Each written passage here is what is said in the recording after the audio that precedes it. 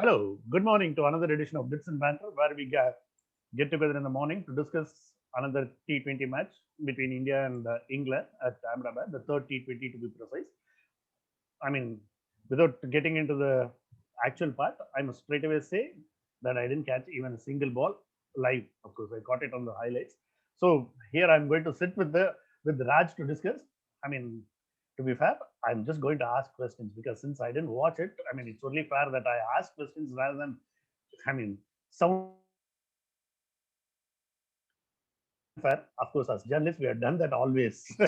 sound, sound informative and all expertized without having seen anything or without knowing anything. I mean, that's what we do as journalists. As you can see, this intro is getting too rambling. I'll straight away hand it to Raj.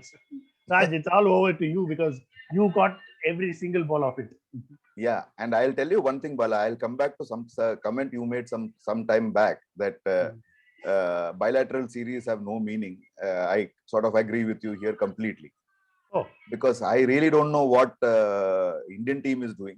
I mean, I'm seeing something that English team is doing, but bilateral series, other than the fact that this is a lead up, India's lead up to the T20 World Cup, I don't think it has any value. And I think the way the team selection and the way the game actually went, it meandered. You don't see T20 games meandering, right?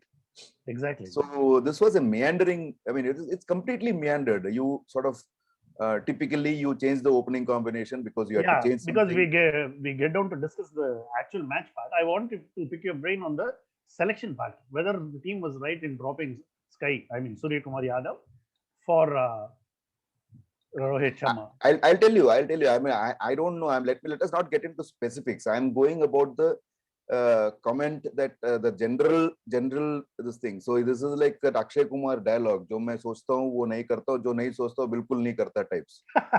So I mean, you can get away with the mindless masala thriller, man. But then, so I don't understand this. I don't even claim to understand what is happening because there was a time when you said left-right combo. So yesterday, suddenly you saw the right-right combo walking out to open the innings. It didn't make sense to me.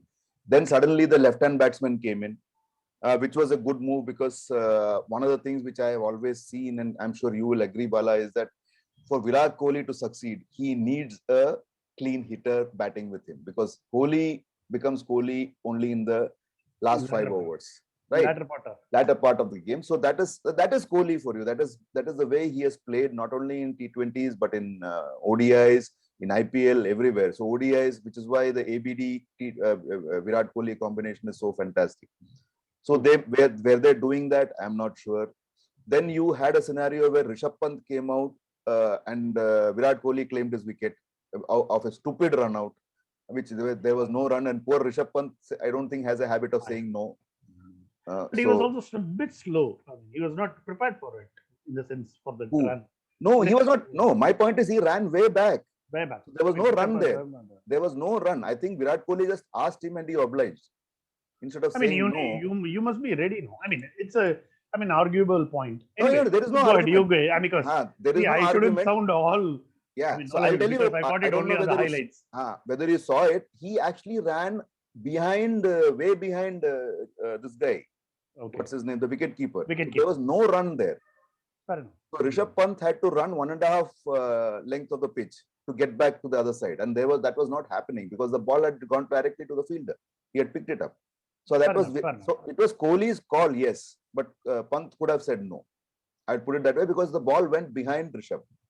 So technically it was his call. So forget about techniques. So Rishabh Pant gets out, and then so basically what happens? Kohli delays his arrival. Because he wanted the left-right combination. Then he has another left-hander who comes in and who was playing reasonably well. He was just going for his shots, gets out. And then you had two right-handers, of which Pandya came in when he probably least likes coming in. Because there are 4 overs of the two fastest bowlers, 150 plus bowlers. And as we know, Pandya is not the guy who can actually... the first 4 or 3 or 4 balls he played, he whooshed. He didn't connect anything. Forget about the bowlers aspect of it. I mean, bowlers who were bowling at the time. But Pandya at the latter part of the innings is something he is used to both for Mumbai Indians as well as in the previous T20s. Not against fast bowlers. No, not against. That's why I said forget about the bowlers. But he is born. I mean, that you have to give it to the credit to the English team because they had somebody bowling whom Pandya is not comfortable against. I'm giving credit to the English team only. I mean, I'm just saying that Indian team's flawed thinking is what I'm talking about, which I didn't make sense to me. See, English team, as far as I was concerned, they played a flawless game yesterday. They did exactly what they had to do. We'll come to that. What I'm saying is I didn't really understand what is happening, bar from the fact that Team India is trying out different combinations, different attempts and saying, okay, are we prepared for the T20 World Cup? I have the sinking feeling in my stomach because we did exactly the same thing before the ODI World Cup. We kept preparing, and then nothing got prepared. Yeah. So that is I said that in the after our first our roundup last time. So I'm reiterating that. Do you need? My point was because then I'm making it clear. I'm so going by what I saw in the highlight because we missed a trick by not sending Ishan Kishan right up the order because because why? Because it allowed Adil Rashid to kind of settle in because in the previous match which we won, we went after Adil Rashid, a point we also made in our discussion. Because since we allowed Adil Rashid because he went for only 5 runs in his first over. Yeah. So it kind of allowed him to settle in the rhythm and the match kind of patterned on that idea. Yeah. So Ishan Kishan was walking in after Adil Rashid has kind of settled in, didn't send out the right signal from India. Yeah, so that's what I'm saying. It seems to be change for change's sake or whatever. I don't know what it is, so I'm not ready to comment on it. I don't want to comment. Maybe they have their own ideas, so I'm just being reticent. Forget about the team. Forget about the team because my problem was you had Ishan Kishan opening in the previous match and he came spectacularly good. Why change that? That is exactly my point, Vala. Why change things which aren't broken? That's what I said earlier. It's the elementary thing. So you had a situation where, for some weird reason, Yuzvendra Chahal bowled the 3rd over, and he never came back. It's like Jadeja and Virendra Sehwag were saying in another show where they said, Sehwag said that in Haryana you serve the dessert first up. It's almost like serving dessert to Josh Butler. Yeah. And after that, he never came back. Okay. That at least you can put it again some kind of a strategy. But this match is No, I'll tell you one thing. So I'm going by your own logic. You have Washington Sundar, who is considered to be the best off spinner in the power play. Why would you want to remove him?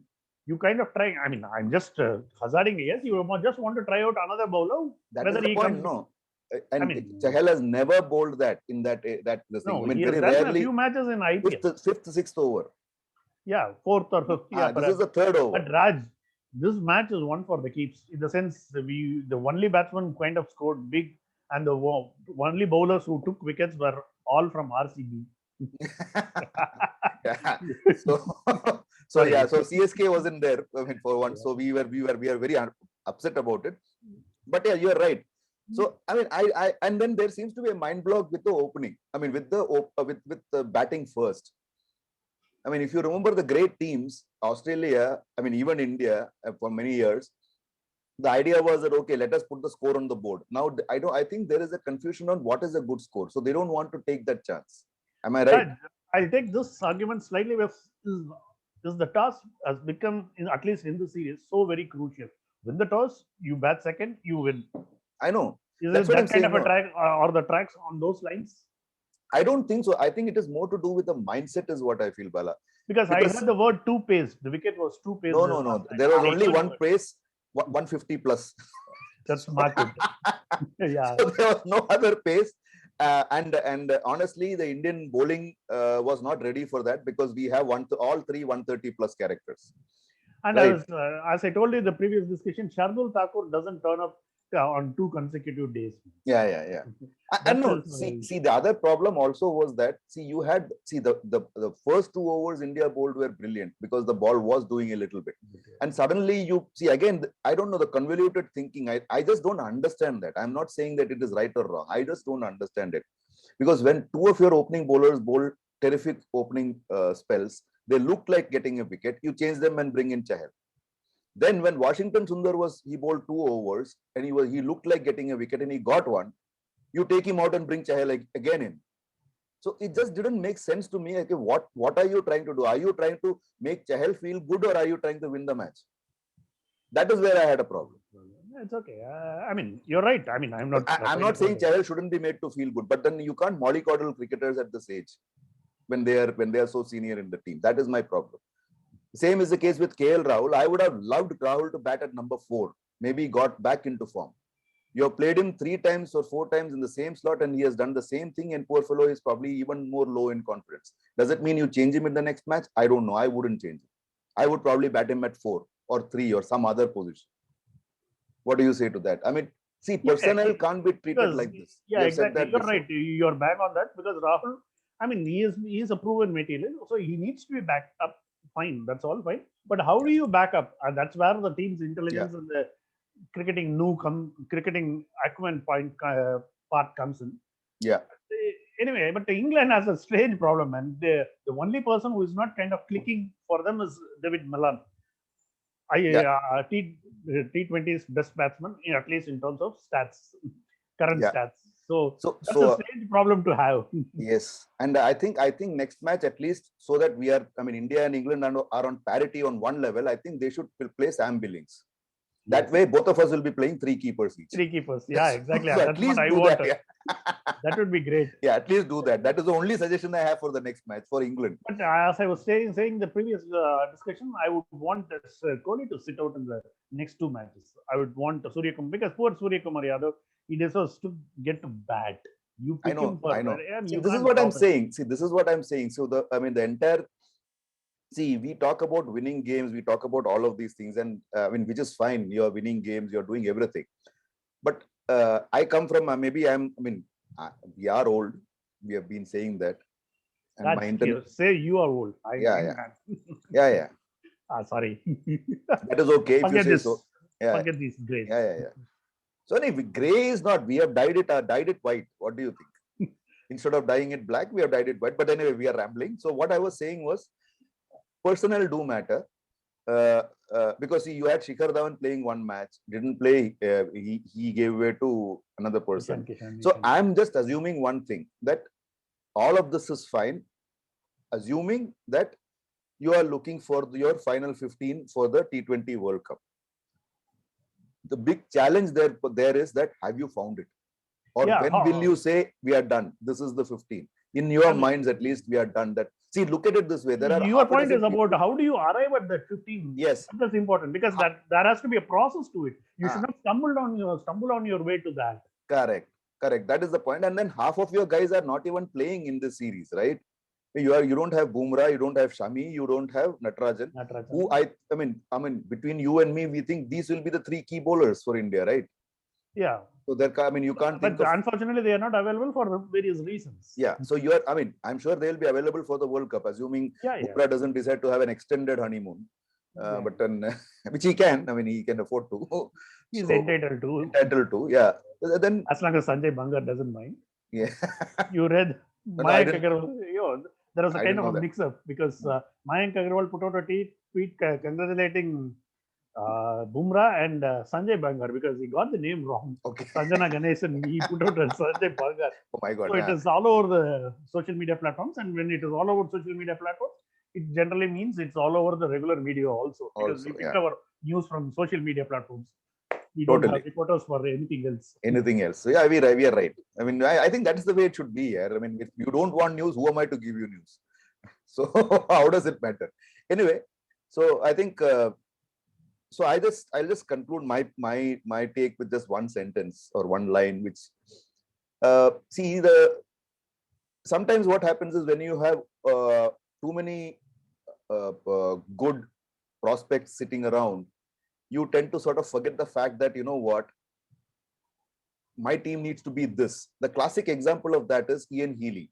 So long as Ian Healy didn't say, I don't want to play white ball or ODIs anymore, a person of Adam Gilchrist's capability was sitting outside in the Australian team. Clarity of thinking is something which I think needs to come in. Just too much of experimentation only makes things a mess. See, if you look at it, even in Australia, we didn't experiment. People were forced into those roles, and they performed wonderfully well. Yeah, you're right. Right? You can't prepare everybody, because you prepare something else goes underprepared. You prepare this goes underprepared. I mean, that is nature's way of balancing things. So to achieve a perfect balance is not possible. I think we are overcooking or over analyzing things to a level which is where I think the white ball issue is coming to fore. Raj, I'll play the devil's advocate. And yeah, please. Are we also over analyzing this? We are.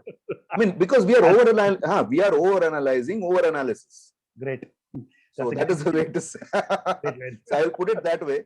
No, I mean, results are there for you to speak, right? I mean, you don't have T20 and ODI success after MSD. That's it. So I'm sure Kohli understands that. I'm sure Kohli wants to be successful.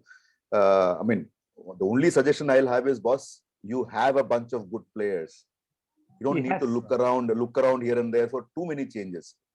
I mean, see, this is like saying that old joke I heard when I was in school. I mean, a guy was caught in a bus and the ticket checker asked him for the ticket, and this fellow started running. The ticket checker ran behind him. He said, where is the ticket? So he takes out a ticket and gives it to him. Why are you running? Oh, that's my desire here. I can run. Yeah. So he says, so then, I mean, you are running, but then you do have a ticket. Now, don't worry. Even if I lose the ticket, I have the all-road pass. Great. So I think we are looking for the all-road pass too much. Somewhere we'll drop it there and see what happens tomorrow. I'll be again, as always, I'll be happy to be proved wrong. Yeah, but well summed up, and I'll be happy to watch at least a ball of it, which I missed yesterday. So I hope to be. I mean, tomorrow, God willing, everything should be back to normal, and I will be catching, and I'll be putting all those words into your mouth as always. Okay. So one last question, Bala. Since I don't read newspapers, you do still subscribe to one or two, I think. Yeah. Was there any headline about Mark putting the wood on Indian batsmen? I hope not. So not that I saw of anything. Thank God for that. Okay, have a good. He was pretty impressive. Oh, he was brilliant. He was brilliant. I mean, we didn't talk about the English performance. Yeah. So he played for CSK. Yeah.